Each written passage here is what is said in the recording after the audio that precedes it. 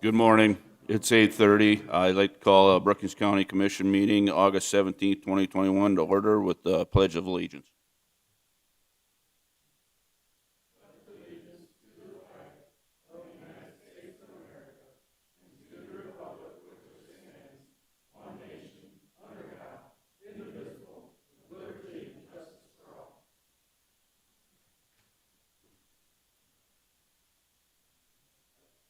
Item number 3 on the agenda, invitation for citizens to schedule time on the commission agenda for an item not listed. Is there anybody that would?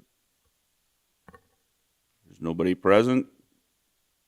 Item number 4, approval of agenda. Do we have a motion to approve? Second. Any additions, corrections? We do have to add under the executive session, SDCL 125-2, subpar 1 for personnel and 6 for security.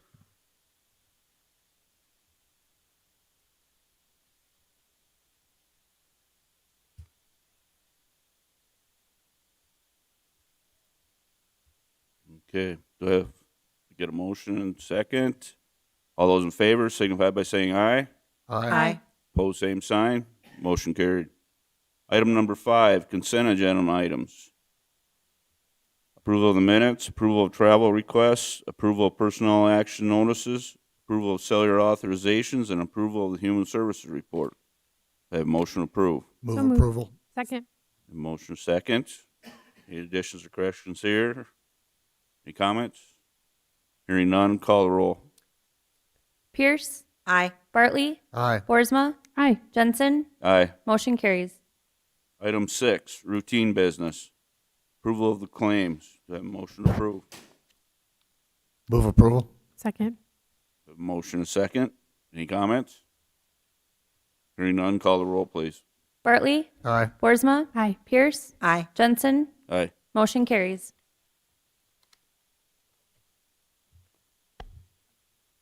Item B, finance officer's report.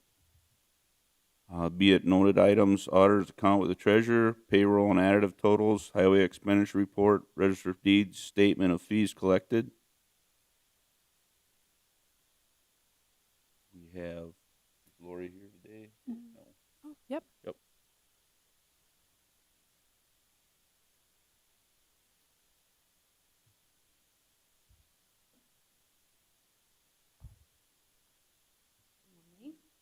Morning. Lori. Questions on Can you Any questions on the finance office report? Okay. Do you want me to just go ahead with my department? Right. Okay. Just, well, Later on in your meeting, you will see the mobile home distress warrants were done, completed, so that list is presented to you in the resolution area. Provisional budget and annual report, both of those are finally squared away, so we're happy about that. Next week, we will be hosting a Division of Motor Vehicle training session, 3 sessions, and we're going to hold those out at the BOAC. We're switching over to a new system the first of the year, roughly, and so Division of Motor Vehicle picked different areas around the state to come, and we'll have people coming from other counties to train on that. So a big thank you to Dustin for accommodating us out there. I did finish the American Rescue Act report. Got that done for the county, so that's squared away, the interim report. Otherwise, things have been just kind of steady down there. Something that I did come up with for our special use permit for alcohol, decided that it might be a wise idea to have something for them to have at their venue when they have that special license to display that they have it. So we did make up a license when, like I think J Street is coming today to get a special license. They'll also get one of these signed by us, so we know everything's squared away. Otherwise, we've just been doing our thing down there. Mr. Pierce. The meeting for training. Yeah.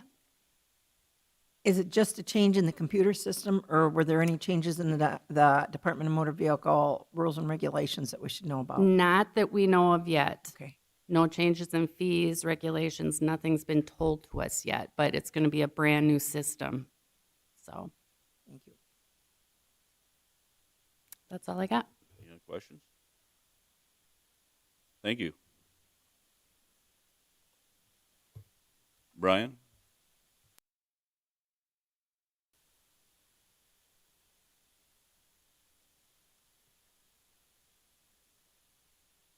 I apologize for not having a report and a whole lot to add. Mainly, last week, attended the township meeting on August 9th, and we had a really good turnout there, so I was happy to see all that. I know we got some decisions to make as far as how we want to move forward with our culvert program, but I'm sure that'll be discussed later on. Yesterday, I found out that we are having a pre-con meeting on the Sinai Bridge. So I know there's been some signs and that put up by the contractor. As far as the detour routes go, what I'm gonna gain on Monday, the 23rd, is when that pre-con meeting is at the DOT here in Brookings at 9 o'clock. Is a schedule from the contractor, list of subcontractors, verified haul routes to the project with the contractor and subs. This is going to take place during the winter, so we may have to make some exceptions on a couple of our roads when it comes to our load limits. But I do have some routes verified that do not have bridges on them, so the contractor has access to that during the times of load limit. Go ahead. Mr. Pierce? So I had somebody ask me over the weekend about the detour signs, what they were for. They're for the Sinai Bridge. Correct. Okay. And we anticipate that once that bridge becomes unusable, how long are we thinking it'll be out? From when It's to when? scheduled, the completion date, final completion date's gonna be, November 1st next year. With the low water and them starting now, I can't speak for the contractor, but, if they start now, I mean, we got 2 to 3 months of dry working conditions. It looks like probably the lowest levels we've seen in years. I anticipate a lot of that work to be completed that's in the channel yet this year. And our only holdup is going to be a timeline from the DOT in the spec book is the deck pour. That might have to be next spring. So potentially, though, when people ask, once the bridge shuts down, it could be down until November 1st of next year. Could be. Thank you. But with the anticipation of the lowest water levels we've seen, I have a feeling a lot of the work that's in the channel will be completed this fall. I will find out more on Monday and report back to you guys. You're welcome to come out there. But I will have a report for you guys as far as how that meeting goes and schedules. Lastly, my kids are going back to school today. I know I've had a few phone calls as far as people requesting school bus stop ahead signs. And I just want to point out there is criteria for those school bus stop ahead signs. We have to have an impediment of visualization as far as the request has to have, blocked or a blind hill or something of that nature approaching their driveway. Not every spot can constitute a sign, so I just wanted to point that out. So for the public that is out there, just make sure that we're heeding the bus stop signs.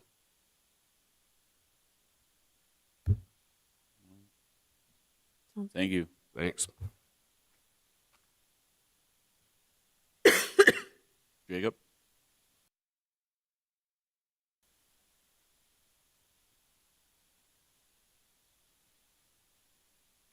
Good morning. Morning.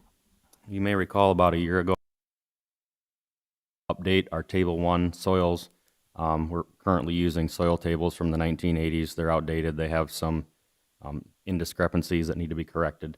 The state had a project 2 years ago dealing with Senate Bill 4 where they had a pilot study of 11 counties. They wanted to study how these new tables would potentially affect overall productivity value per county. Brookings County was set to gain with the new soils table about $31 million in total ag land value. That's 2.71% increase. It doesn't seem like a lot percentage-wise, but it would be a big shift. And then in the packet here, we have a letter from Department of Revenue that's linked for your reading. They're delaying that project at least a year for the reasons outlined in the letter. They had some staff turnover. They found some anomalies in the new soil tables. That project has been put on hold. About 2 or 3 meetings ago, I updated you with the new productivity numbers using the old table ones, but new top dollars. And if you recall from that meeting, the crop top dollar was not going to change from the 2021 assessment. The grass top dollar was going to go up 2%. So we've been just anticipating this project was going to be kind of a big undertaking, and we were ready to do it, ready to get some new numbers, and it's been put on hold for at least another year. So we'll just kind of wait to see what direction we get from Department of Revenue on that. Is there any questions at all on that? That's all I had. Thank you. Thank you.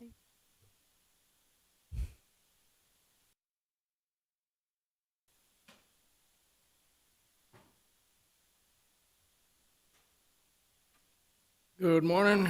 Morning. We've got a local emergency planning committee meeting on Thursday. We're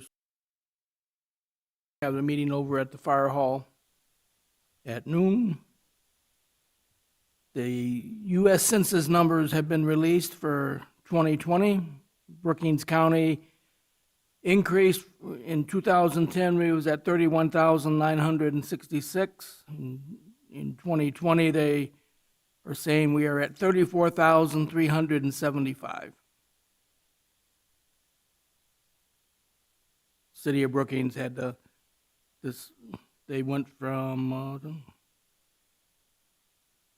22,074 up to 23,377. And of course, each small town's got their own numbers. I didn't print all those off.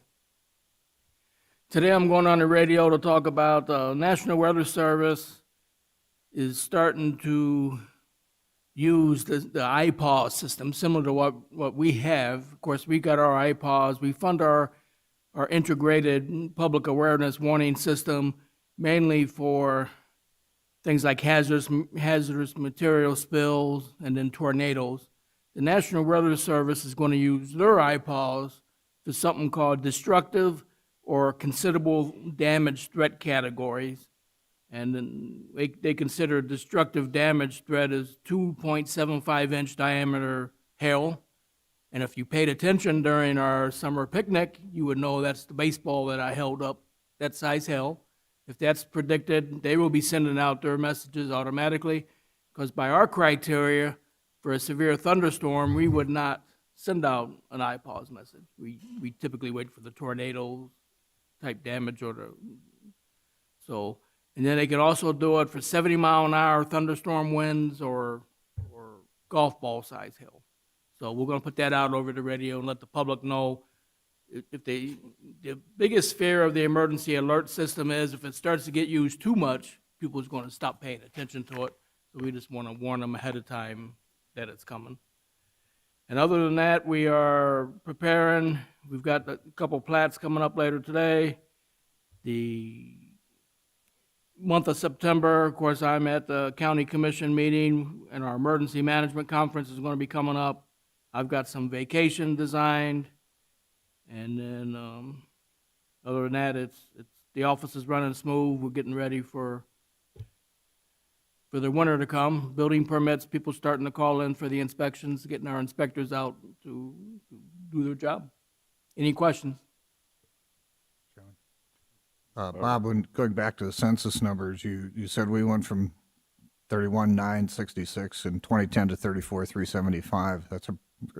Was that the expected increase that you had thought we might have? If I just read that the city is concerned that their count wasn't accurate. What's your confidence in our count for the county? Well, the reason some of the count is not accurate is in 2019, the census come out with a projection. And they predicted that we would have 35,077 people. Well, we didn't quite make that shot. So to me, it's almost like a magic ball. We'll take the numbers they give us. We have to go with them. I'm satisfied that they did the proper count that they could. I mean, with COVID, they did a heck of a job, and we pushed it as much as we possibly could. I don't know what else the county could have done to request, to get the numbers up. We obviously can't make up numbers out, just pull numbers out of the sky. So, in the census, these guys are like old hunting dogs. Growing up as a kid, my father would have hunting dogs, and they would literally go until they just pass out from exhaustion. And that's almost how the census people work when you see them actually in action, at least in our rural areas. I don't know what happens in the city area, but I'm happy with the count. I mean, at least we're seeing an increase instead of a decrease. Exactly. The positive spin is we're seeing an increase. And would we love to double that number? By all means, but realistically, we do have construction going on, but we also got jobs being formed and a lot of retirements. Some people don't stay here, they move on. The things that we may have missed may have been some of the people that I guess it depends on when they come up from the south and stuff like that, but I think the census did a fair job. Would you have available at some point a breakdown of the rest of the municipalities in the county and their? I can for you, yep, by all It means. looks to me like we grew larger than the city did as far as numbers are concerned, but I think that's due to some municipalities around us having some significant growth patterns, and be interesting to know those numbers. Yes, at the next meeting, I will only be at the meeting for part of the next meeting, but we'll prepare the document and put it in the staff report and have Richard available to brief it to you. Thank you. You're welcome. Any other questions? Is the report that you received something you can send out for us to read? By all means, it's straight off the United States Census Bureau. It'd be great if you didn't mind sending that out. Nope, I'll save it as a PDF and send it out to you. Thank you. I'll see if I can't get all the small towns and just do one big batch. Thank you. Bob? Dustin?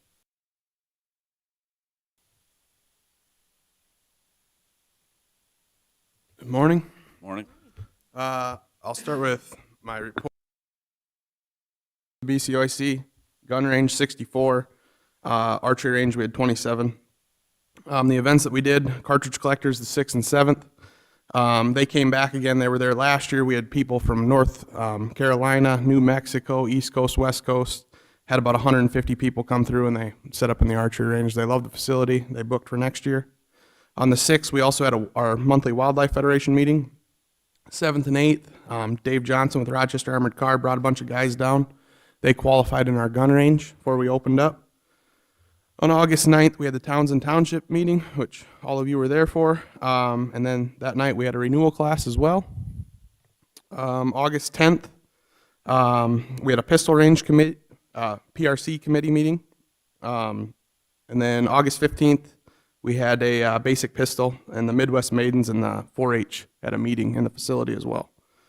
Train did come out and replace the compressor in the archery range, so that's done, back up and running. I reached out to AMP and Quality Spray Foam, let them know that you guys approve that, so they're working on getting their materials, and we're going to schedule a time to get that done. I did give you guys some documents at the pistol range committee meeting. It got brought up about renting of guns. And in our SOPs, it says you must be 18 years or older to rent a firearm. Well, the sheet that we have them sign at the front desk says they must be 21 years of age or older. We go by 21. People ask, well, I can be 18, 19, carry my own pistol, but I can't purchase it. So there's a gray area there. I did print off the South Dakota Firearm Handbook, and I've reached out to other gun ranges, and everybody does things different. So I just wanted your guys' input on what you would like me to do out there. As of right now, we're renting them to 21 people 21 years of age and older. But people 18, 19, 20, they can even get their concealed carry permit, have their own gun. They can get it gifted to them, buy it from your neighbor, anybody without an FFL license, and have that gun. I know it's in our mission statement. We support the youth, teaching, educating. Just kind of wanted some direction on where I should go with this. Does your board have a recommendation? Yeah, 18. Well, the PRC, I haven't presented this to the board yet. It came up at a PRC meeting last week, which is like our little pistol range. People on the gun range side, we have a meeting once a month and we talk about how to improve the range, what we can. We do have people that come in and I can be 18 and have my own gun, but I can't rent your guys's. Well, you got to be 21 to purchase ammo and the gun. You got to be 18 to purchase a long gun. Well, some of these long guns they're calibered at 9mm, so you can buy the gun, but you can't buy the ammo. Some ranges, 18 years of age, you can rent the gun and they sell them the ammo. Others don't. It gets kind of gray to me, I guess. In my eyes, if you come in with your parent and we have RSOs, 2 RSOs back there at all times. But, I mean, you can't go around the law, I guess, but. Have you approached our insurance company? I did. Lynn, who I would normally work with, is on vacation, so she hasn't gotten back to me yet. I guess it'd be nice if we could get her input, and then Okay. maybe after our advisory board meeting, Go from there? go from there. Okay. Yeah, I'd like to see a recommendation. You have one from the PRC already, so a recommendation from the board and the insurance clearance. Yep. I have no problem with 18 personally, but I'd like to see the consensus. Yep, and I did, when I first started, we sent this to her, and this is what it says, but I'll reach out to her again and then report back to you guys. Dustin and Tim Reed sent me an email. Yep. Obviously, him being on the board, he had some input there. Okay. He had the Legislative Research Council look into it as well. Okay. So he has some good input for you at your next board meeting. We'll discuss it. Yeah, I sent you an email, Tim, and then Lynn, all this, yeah. But, so we'll go from there. I'll talk to the insurance company and then talk about the next board meeting. That's all I had, unless you guys had questions for me at all. Any other questions? I'd like to just thank you for hosting the township meeting that we had out there. It was Anytime. well organized and everything went well, I thought. Awesome. Thank you. Marty?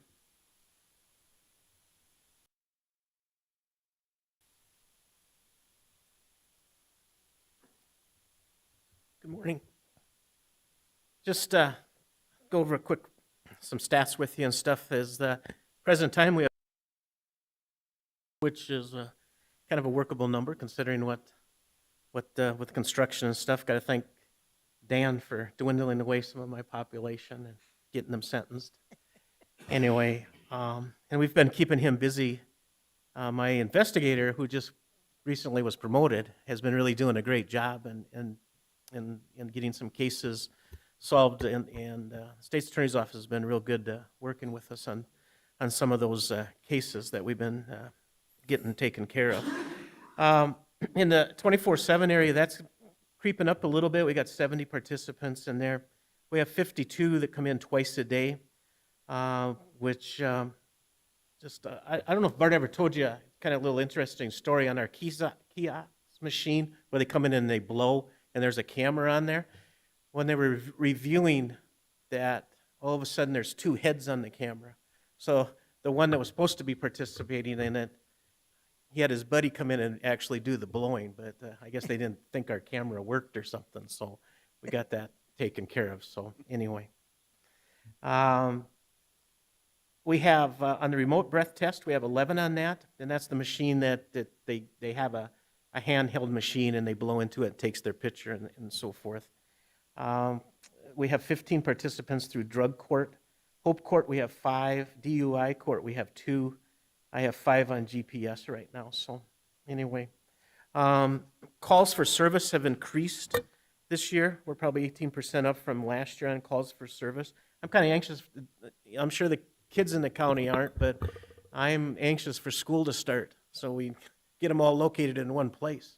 Is that, it seems like always at the end of the summer season, a few of them get restless and so forth. So we've had a lot of calls with juvenile incidents and so forth. And so we're already gearing up for September 5th is the bash at SDSU, and I will have some staff working at that. Security is going to be really tight at that at the bash. The promoters of that are really into security, so we're going to have a lot of security at that on the 5th and so forth. And a couple of schools are requesting some officers for dances and things like that. Are already starting this coming Friday night is a school dance at one of the schools. So things are starting to move along. So if you have any questions, the jail is the inside. If you haven't been inside for a while, the walls are pretty much up, and now they're starting to put in the front parts. So it's taken a lot of shape. So hopefully we get our transfer switch, and things will be still looking. We're looking for October yet for move-in. So anyway, so we're hoping things will continue. So unless you have some questions, I'm done. Okay, thanks. Thank you.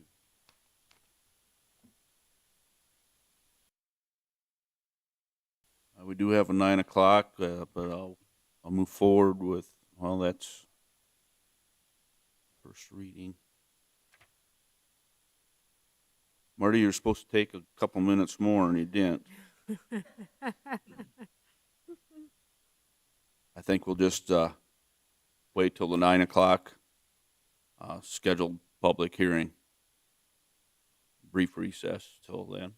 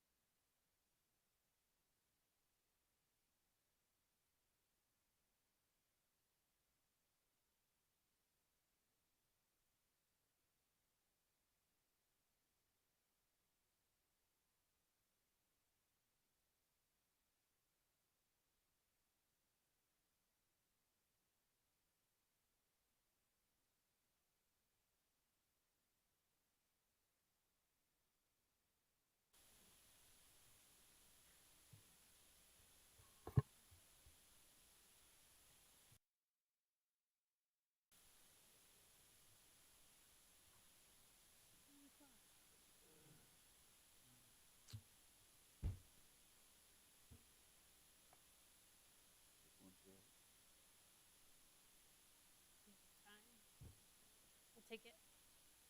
It says 9 o'clock on the digital. Okay, we'll proceed with our scheduled agenda item. 9 o'clock, public hearing and action to approve a special events license for J&A Diedrich LLC J Street Pub on October 16th, 2021 at the Bennett Barn.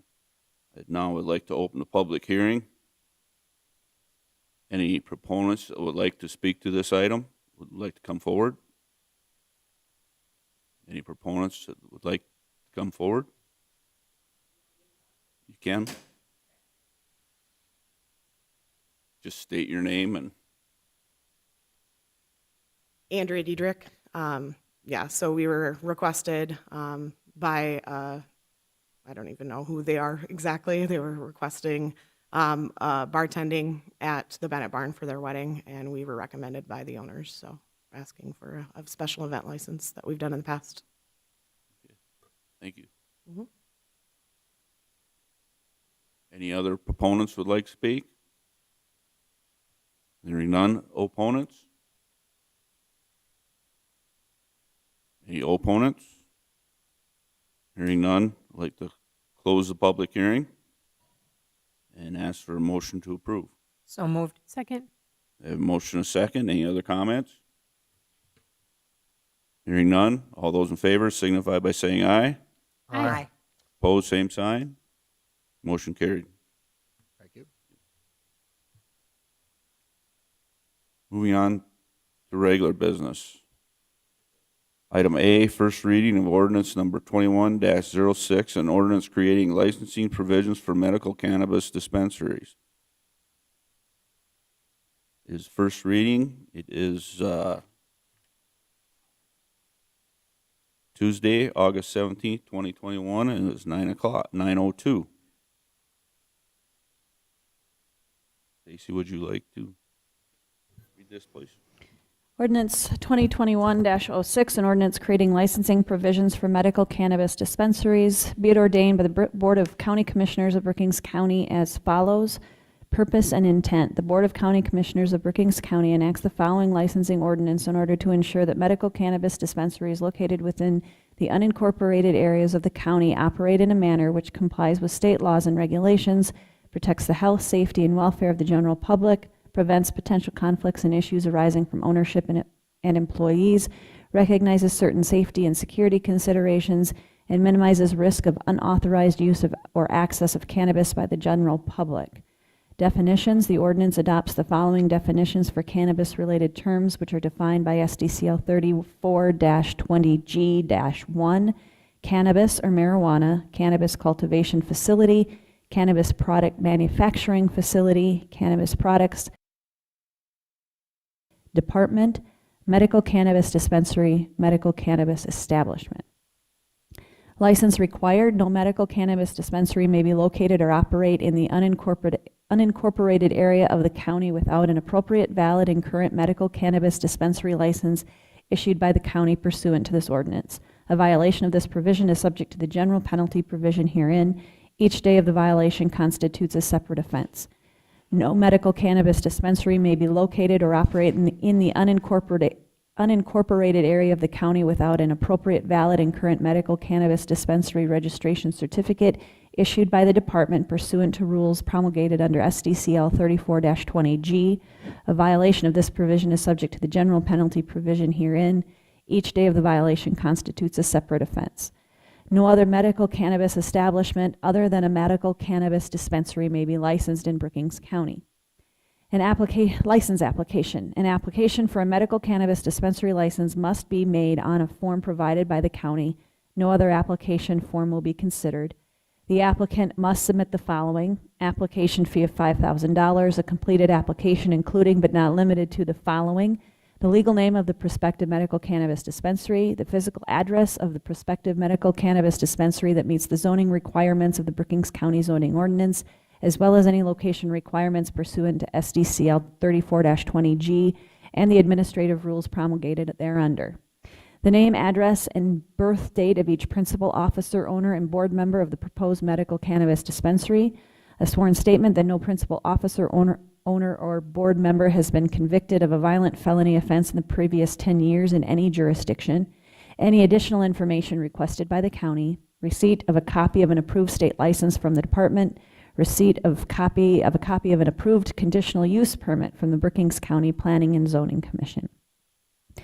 Issuance of license. The county will issue a medical cannabis dispensary license if available, unless the applicant has made a false statement on the application or submits false records or documentation, or any owner's principal officer or board member of the applicant is under the age of 21 years, or any owner, principal officer, or board member of the applicant has been convicted of a violent felony offense in the previous 10 years in any jurisdiction, or the proposed location does not meet the applicable zoning requirements under the Brookings County zoning ordinance, or the proposed location does not meet all location requirements under SDCL 34-20G and the administrative rules promulgated thereunder, or the license is to be used for a business prohibited by state or local law, statute, rule, ordinance, or regulation, or any owner, principal officer, or board member of the applicant has had a cannabis establishment license revoked by the county or a registration certificate revoked by the state, or an applicant, owner, principal officer, or board member thereof is overdue in payment to the county or the state of taxes, fees, fines, or penalties assessed against or imposed upon the applicant in relation to any cannabis establishment.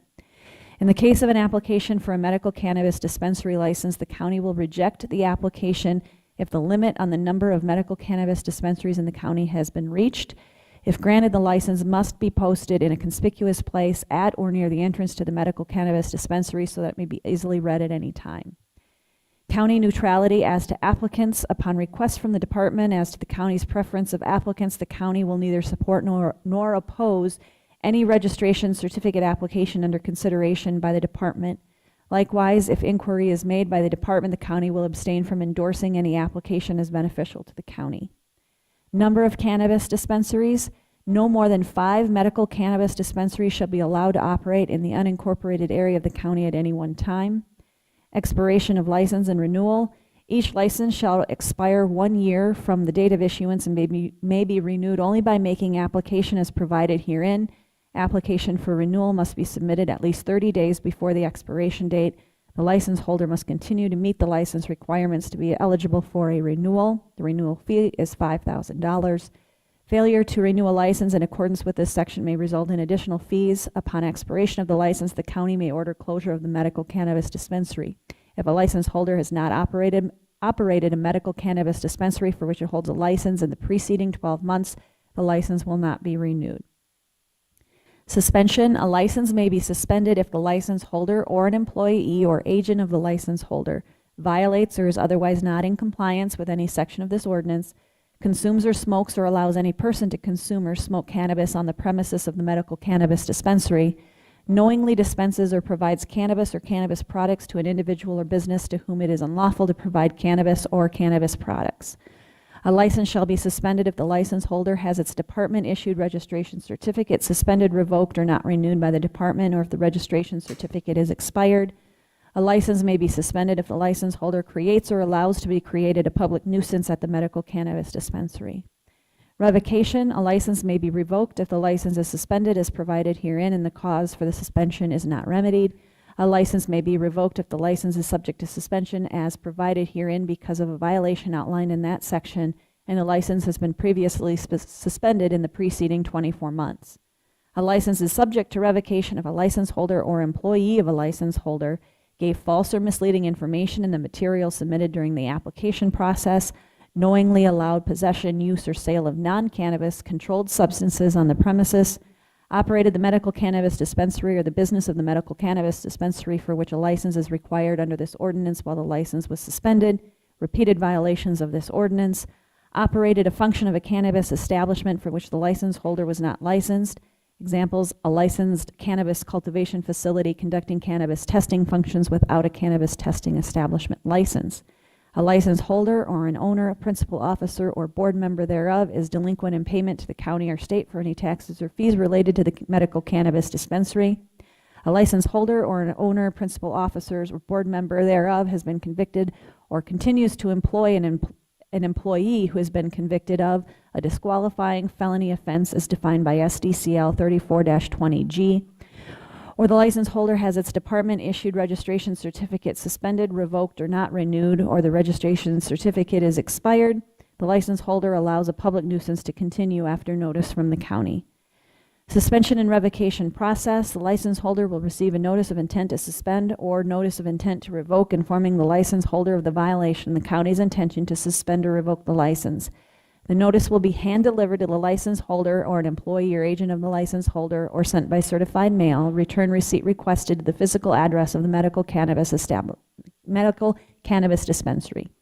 If the license holder disputes the suspension or revocation, the license holder has 10 days from the postmark date on the notice or the date the notice was hand-delivered to request a hearing before a hearing panel.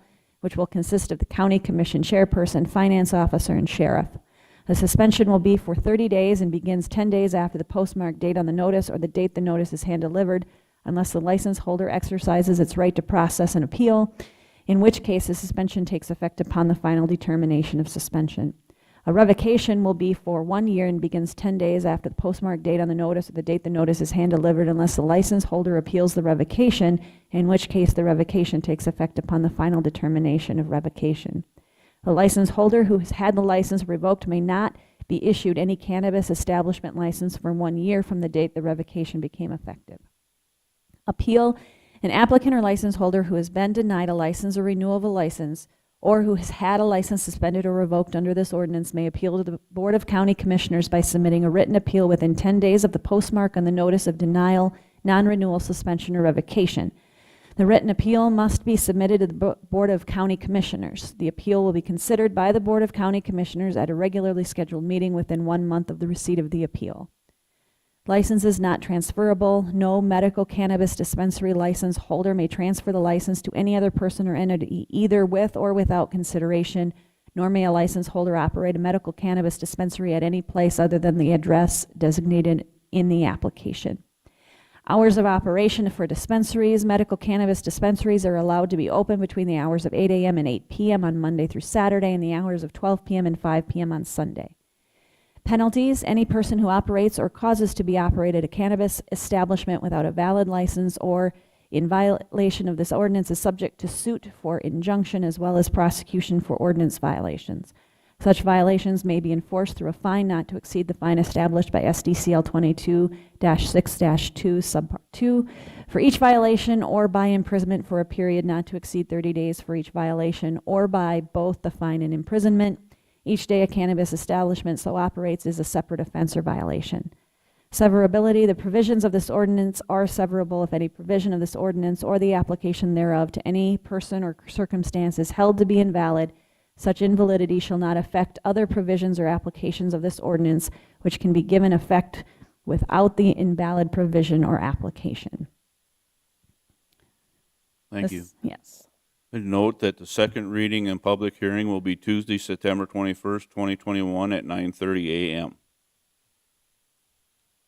Moving on to item B, first reading of ordinance number 21-07, an ordinance prohibiting the smoking of cannabis in public places. Stacy, would you read? Ordinance 2021-07, an ordinance prohibiting the smoking of cannabis in public places, be it ordained by Brookings County, Section 1, Authority. This ordinance is enacted under the authority of SDCL 7-8-33 and SDCL Chapters 34-20G. The Brookings County Board of County Commissioners hereby finds that smoking cannabis in public place or in any place open to the public is a public nuisance, in that such smoking annoys, injures, and endangers the comfort, repose, health, or safety of others. Section 2, Purpose. It is the purpose of this ordinance to prohibit the smoking of cannabis in any public place or in any place open to the public in Brookings County outside of an incorporated municipality. Section 3, Definitions and Interpretation. For purpose of this ordinance, the terms public place and place open to the public shall be defined to include any area to which the public is invited, any area in which the public is permitted, any place of employment, and any area in, on, or around any public place, including, without limitation, parking lots, elevators, lobbies, hallways, corridors, parks, and areas open to the public within any place of business, place of employment, or multifamily residential buildings. The definition of other terms shall correspond to the definitions set forth in SDCL 34-20G-1. Any interpretation of terms under that statute shall apply to the same term in this ordinance. Section 4, Unauthorized Acts. It is unlawful for any person to smoke cannabis, including medical cannabis, in any public place, whether or not the cannabis, including medical cannabis, is prescribed by a practitioner of the medical arts. Consuming medical cannabis products, not including smoking, is permitted. Section 5, Criminal Penalty.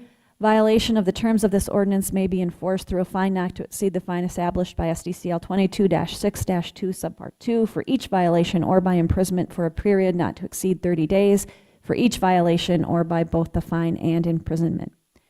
Section 6, Severability and Separability. Should any article, section, subsection, or part of this ordinance be declared by a court of competent jurisdiction to be unconstitutional, invalid, or otherwise affected by law, such determination shall not affect the validity or constitutionality of the ordinance as a whole or any part thereof other than the part so determined.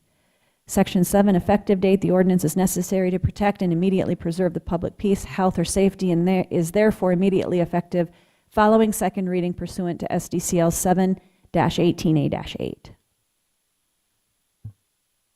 First reading was done today, August 17th, 2021 at 9:14. Second reading and public hearing will be Tuesday, September 21st, 2021 at 9:45 a.m.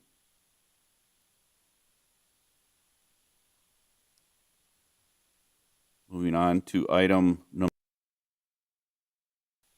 Action approve resolution number 21-34, a plat of Block 2, Goodfellow Acres Edition in Parcel 4 of the plat of Government Lot 1 and in Government Lot 6 and in the west half of the northeast quarter and the west half of the east half of the northeast quarter, all in Section 31, Township 112 North, Range 51 west of the 5th prime meridian, Brookings County, South Dakota. Do I have a motion to approve?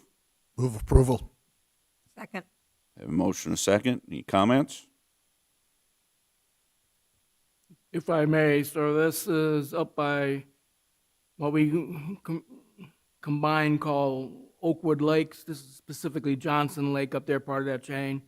Portions of this is zoned what's known as natural resource.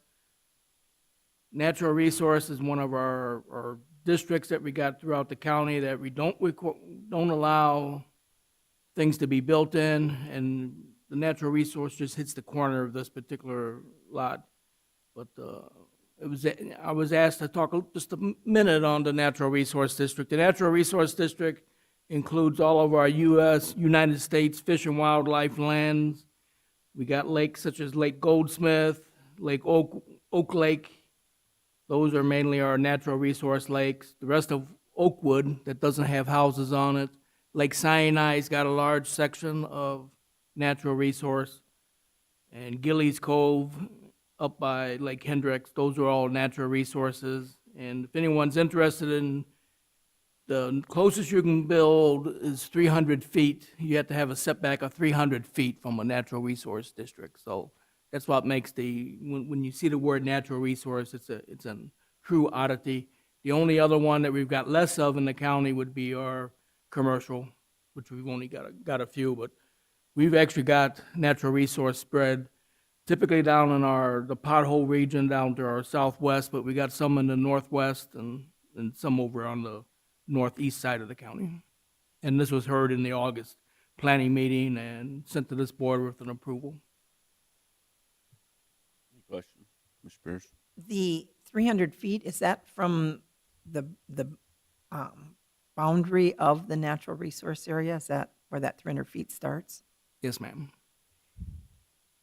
And was there a conversation at planning and zoning about the natural resource issue?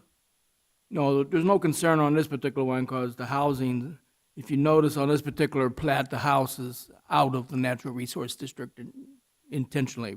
When the natural resource district, all the maps we made in 2007, we had to go through, and where there was a house, we intentionally took that out of the natural resource. So the natural resource district could stay intact, but if you had a house there, you could still continue living in the house. Otherwise, you zone them out, and that's illegal. Any other questions? Hearing none, call roll, please. Boersma? Aye. Pierce? Aye. Bartley? Aye. Jensen? Aye. Motion carries.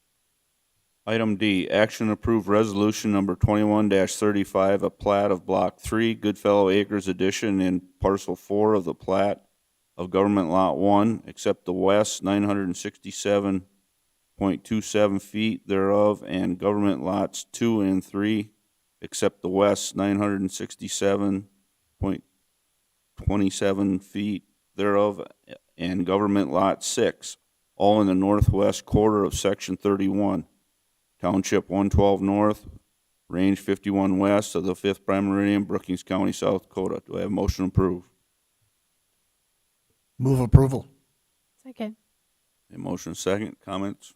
Same thing, we heard this in the August Planning and Zoning meeting, approved unanimously and sent to this board with a recommendation that you approve it. Question? Call the roll, please. Boersma? Aye. Pierce? Aye. Bartley? Aye. Jensen? Aye. Motion carries. Item E, action approve resolution number 21-36, a plat of Lot 1A of Kodiak Addition in the southeast quarter of Section 3, Township 109 North, Range 48 West of the 5th Primary in Brookings County, South Dakota. I have a motion approved. So moved. Second. A motion and second. Comments? This was heard in the August Planning and Zoning meeting, approved unanimously and sent to this board with a recommendation that you approve it. Any other questions? Call the roll, please. Pierce? Aye. Bartley? Aye. Boersma? Aye. Jensen? Aye. Motion carries. Thank you. Thanks, Bob. Item F, action approve resolution number 21-37, uncollectible distress warrants. I have a motion to approve. So moved. Second. Any comments here? Hearing none, call the roll. Bartley? Aye. Boersma? Aye. Pierce? Aye. Jensen? Aye. Motion carries. Item G, action approve resolution number 21-38, a bridge improvement grant program resolution authorizing 5-year county plan amendments. Do I hear a motion approved? So moved. Second. A motion a second. Comments? These kind of came up as we received a federal grant for the structure north of White, and we did not receive a federal grant on the particular structure that is in this amendment. But it just kind of makes sense to try to get the engineering going, because I don't anticipate the construction on the bridge that we received the federal grant on until probably 2025. And the structure south and west of Aurora, much of the same thing. We're trying to move along to increase our chances of receiving these federal grants. Any questions?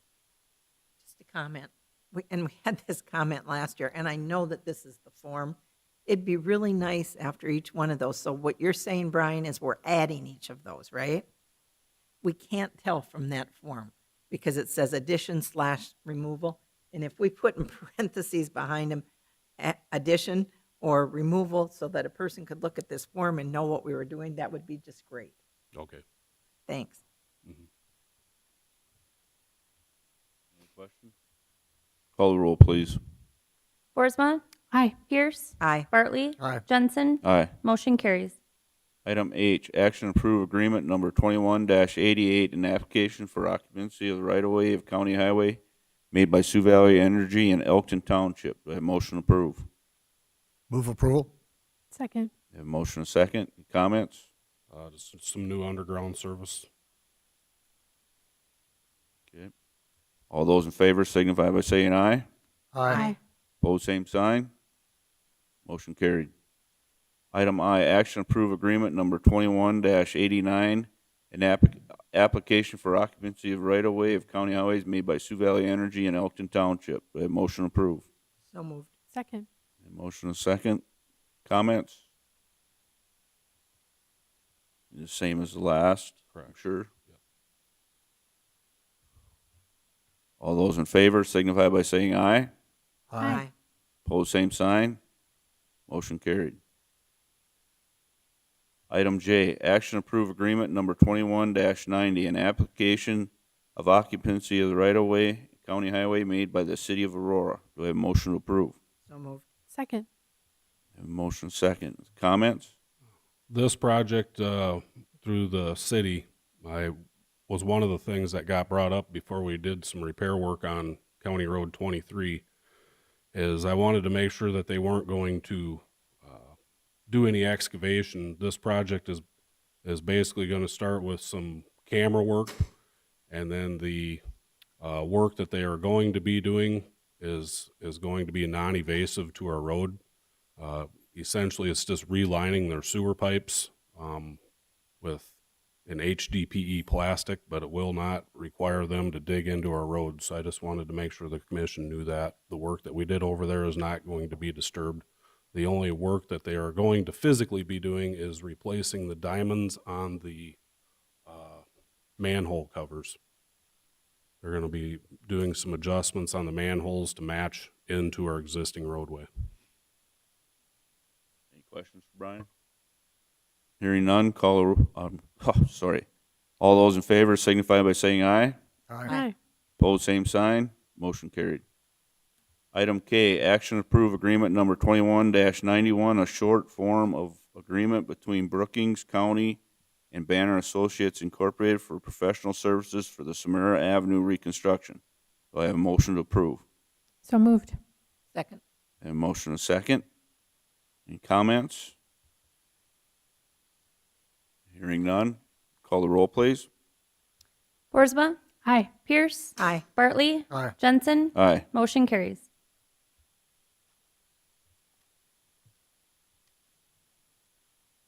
Item L, action to approve agreement number 21-92, a memorandum of understanding between the City of Volga, South Dakota and Brookings County, South Dakota. Do I have a motion to approve? Move approval? Second. I have a motion and a second. Any comments? All those in favor signify by saying aye. Aye. Opposed, same sign. Motion carried. Item M, action to approve a request to fill vacancy for part-time deputy sheriff. Do I have a motion to approve? So moved. Second? I have a motion and a second. Any comments? Hearing none. All those in favor signify by saying aye. Aye. Opposed, same sign. Motion carried. Item N, discussion and possible action on tree inventory and work suggestions for the courthouse grounds. Do I hear a motion to approve? So moved. Second. I have a motion and a second. Comments? In this matter, Tanner Aiken, who is an arborist at SDSU and does tree work, did an inventory, which you'll see in your packet, which is just, I think, amazing, of the trees at the courthouse. And he identified the 45 trees that we have. He graded them based on a scale of 1 to 10, which is what the standard industry is, and made recommendations for what needed to be done, if anything, to each tree. We have a number of trees that need to have some trimming, and we have 8 trees that need to be removed. That includes those 3 trees that are by the parking lot, where we're having difficulties with those trees. And I guess what I'm asking today is, as we go through this process, is for authority to have him do this work, hopefully this fall. And maybe before we do our open house, when the jail does its first walk through to the public. I'm hoping that this could be done before then, but I don't know that. Then what the intention would be is that next year, Mr. Aiken doesn't do anything with planting new trees, that between now and then, that I, as the liaison for the courthouse, would be willing to do some additional work in getting somebody that does tree planting to provide us with a quote on what it would cost for replacement trees for the 8 that we've taken out. And there are some places where we would like to maybe put a tree or 2 in addition to those, but we need to have somebody that knows more than I do come and make some recommendations on what kind of trees those would be and how they would fit into what our inventory is at the courthouse now. And the total cost, I think, Stacy, you had that added up, right? Yeah, it's just shy of $11,000, the total cost to do all of the work he is suggesting, including the removal. There was this apple tree here, we are suggesting taking that apple tree out. It's right up against the courthouse. And it doesn't really it kind of disrupts the symmetry of what we have kind of going on in front of the courthouse on that west facade of the courthouse. So I just put a $200 estimate in there. I'm not sure because he didn't have that priced out. So that's kind of an estimate. So that, this 10,885 is kind of an estimate at this point for all of the work that's noted. And what we don't know, and I was going to call on that and forgot, I'm sorry, whether that included stump removal or not. Whether that's an additional expense or if that's included in the estimate.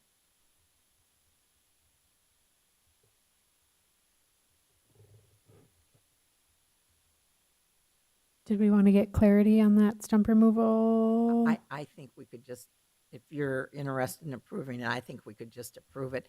We've got the money in the budget where, Stacy? We have money it would come out of repairs and maintenance in the budget line.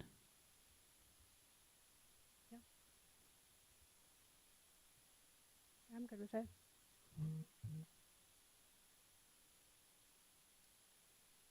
Mr. Bartley? As a guy who just took down 62 trees, I guess I don't have a problem with trimming these up and removing the ones that need to be removed, so. I think we should fine. double check some of the signage that exists, because some of those are historic trees that were donated or dedicated as a particular result of whatever. And so making sure that we have also indicated which ones are kind of historic and signed trees would be helpful to indicate on the I would guess the on apple the tree would be inventory. one, since it's the only apple tree. That's I don't know that that's the case, but there are some, characteristic. as a part of that Central Historic District, there's a listing of historic trees as well. And so I think if we want to double check on those, that would be great. Yeah, I don't believe any of the ones had those signs by them because they are all signed. And I don't recall, because Commissioner Pierce and I went and walked the grounds last Wednesday and looked at every single tree on the grounds. And I don't recall that there was a sign, but we can double check. Okay. If there are any that are, it would be great to just indicate it in the inventory so that we know if we have a dead tree that it's one of the historic trees. And Yep. Just take a quick walk through over there and note that on this. sounds good. General consensus to move forward? We We have need a a motion, motion? right? We had a motion? I think so. Okay. That's a roll call. Okay. Call the roll, please. Pierce, Aye. Bartley, Aye. Boersma, Aye. Jensen, Aye. motion carries. Item 9, Commission Department Directors Report.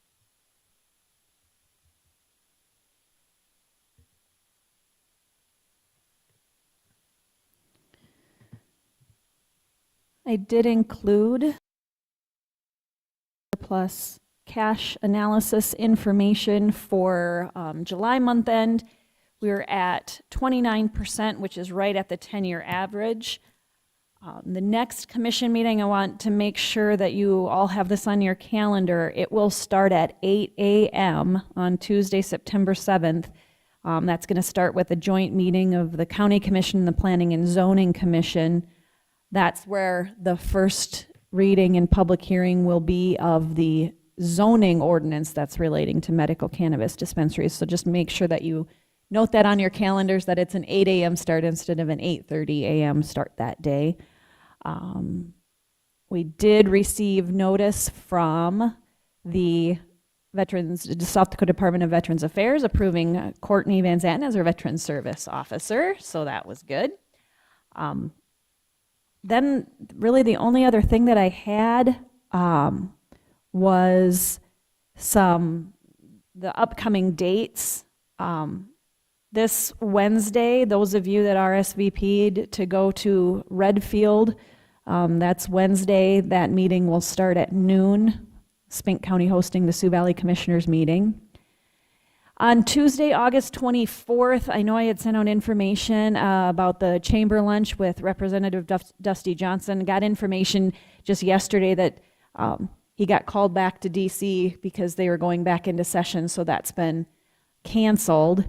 However, there is a lunch on September 2nd, I believe, with Senator Thune. That's still on. So if you do want to attend that, let me know so that I can RSVP for you for that chamber event. August 31st, we have the Brookings County Conservation District Tour. We'll be leaving from their building just north of town, and then going on that tour starting at 10 o'clock, planning to be done about 3 o'clock that day. Talked about Senator Thune's chamber lunch. Office is closed on Labor Day on the 6th. Sunday, September 12th through basically Wednesday, September 15th, there are a number of you heading out to Rapid City to attend the SDACC Fall Convention and take part in events being held out there. First district meeting and open house on various times there noted on September 23rd. Looking out a little bit further ahead, the county road tour, just a half day this time, 8 to noon on the 6th of October. And then kind of even looking out further, probably the biggest thing is that the commission, that planning retreat on the 9th of November. We did also, I think you also maybe received in the mail, each of you individually, the grand opening for the Raven Precision Ag Center on Saturday, September 11th. They do ask for an RSVP for that. So if you're going to, if you want me to RSVP for you, or if you do that on your own, but I know they do ask for an RSVP if you plan to attend that event on the Saturday, September 11th. Other than that, I think that's all I've got. Would you RSVP me for Senator Thune's event?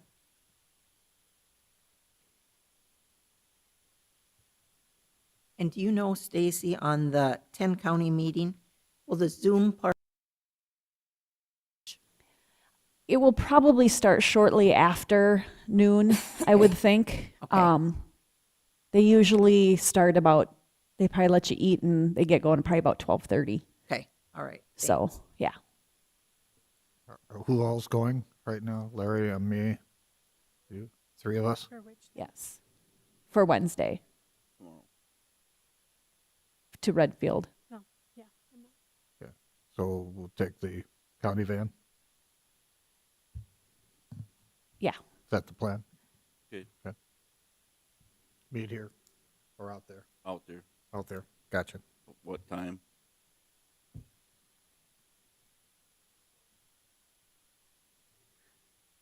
I have a department head meeting that morning, so I will need to get through that before I can leave. 9:30. It will be after 9:30. It'll probably be. 10. I'll let you know. Okay.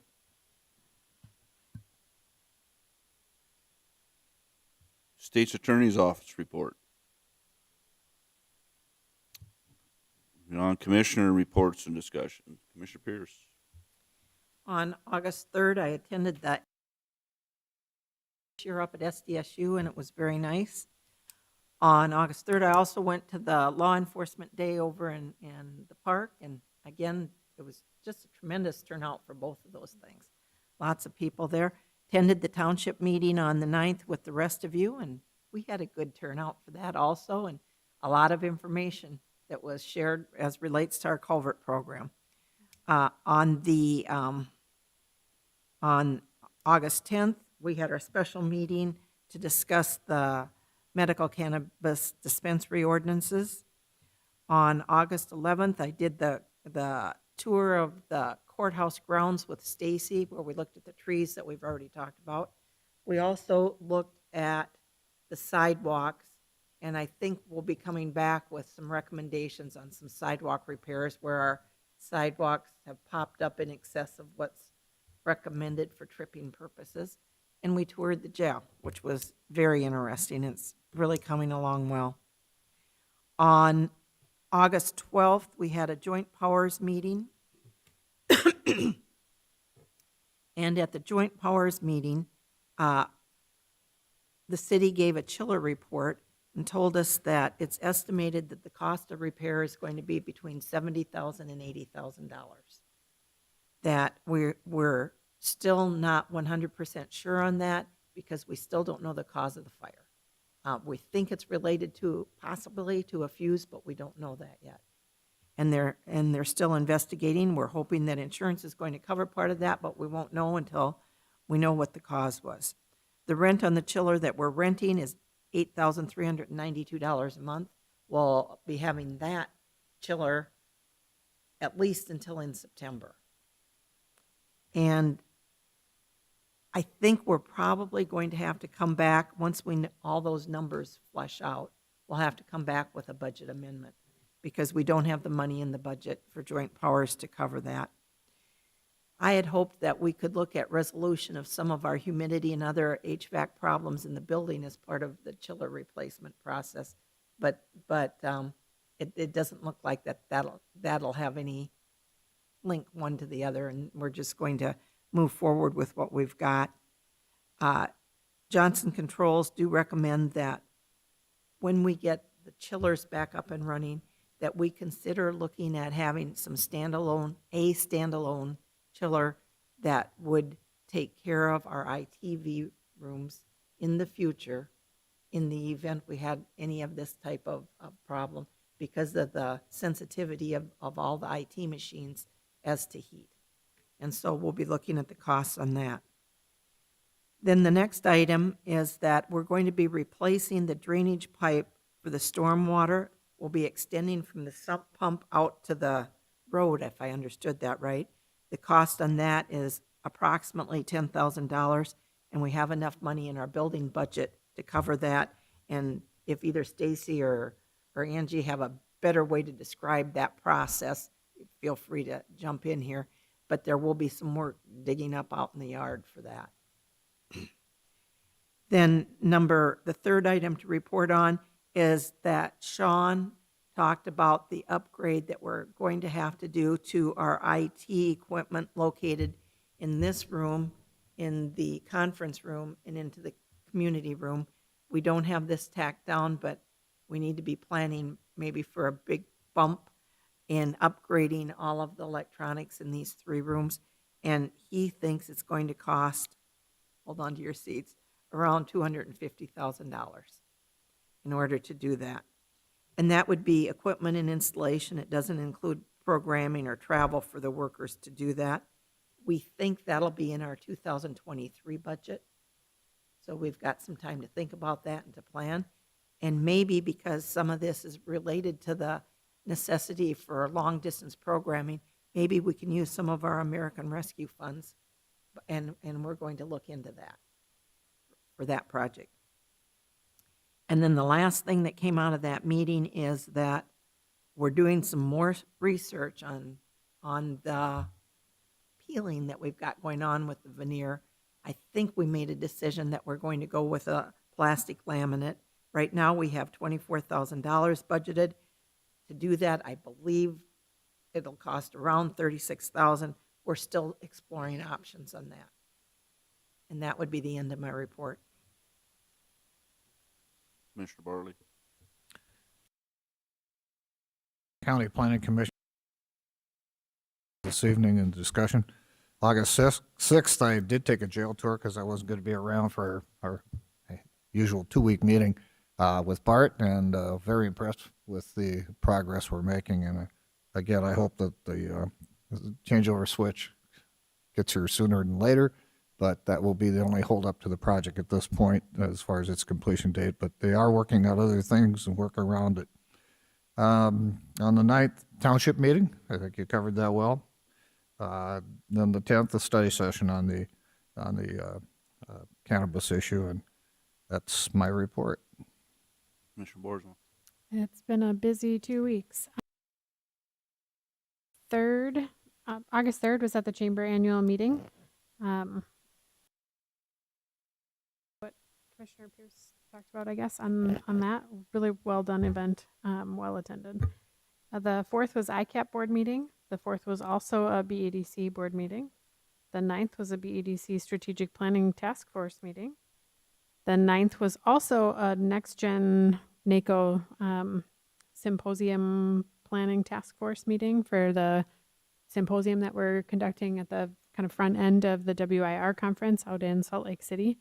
That's shaping up to be a nice little symposium, primarily focused on economic development strategies and then some like skills training related to new officials.